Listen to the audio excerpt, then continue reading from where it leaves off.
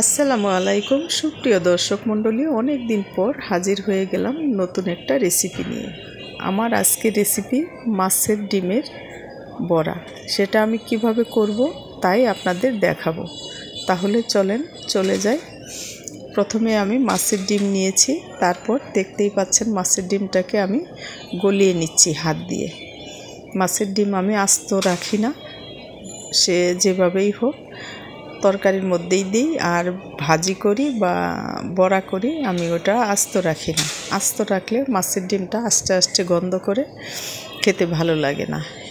এইভাবে গলিয়ে ভালো করে পানি দিয়ে ধুয়ে নিব। বারবার ধুইতে ধুইতে যখন পরিষ্কার হয়ে যাবে তখন আমি এটা একটা ছাকনার মধ্যে ঢেলে নিব। মাছের ডিমটা গলিয়ে যে পানি দিব, পানিটা কিন্তু সঙ্গে সঙ্গে ঢেলে নিব না। সঙ্গে সঙ্গে ঢেলে নিলে মাছের ডিমটা পানির সঙ্গে চলে যাবে।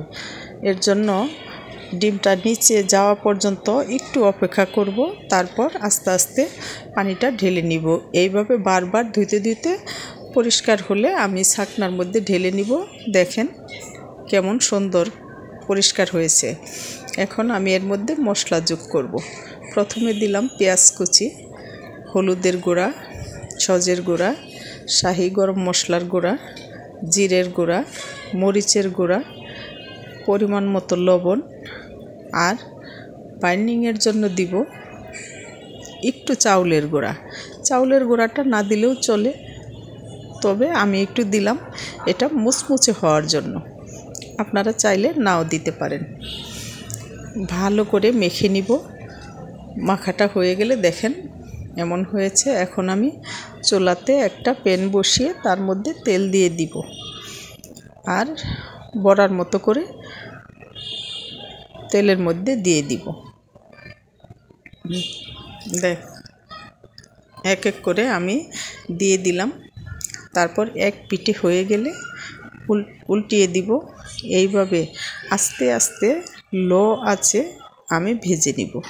অবশ্যই আঁচটা একটু কম রাখতে হবে, না হলে কিন্তু পেঁয়াজটা সিদ্ধ হবে না, আবার বড়াটা পুড়ে যাবে। এর জন্য আঁচটা কম রেখে আস্তে আস্তে ভেজে নিব।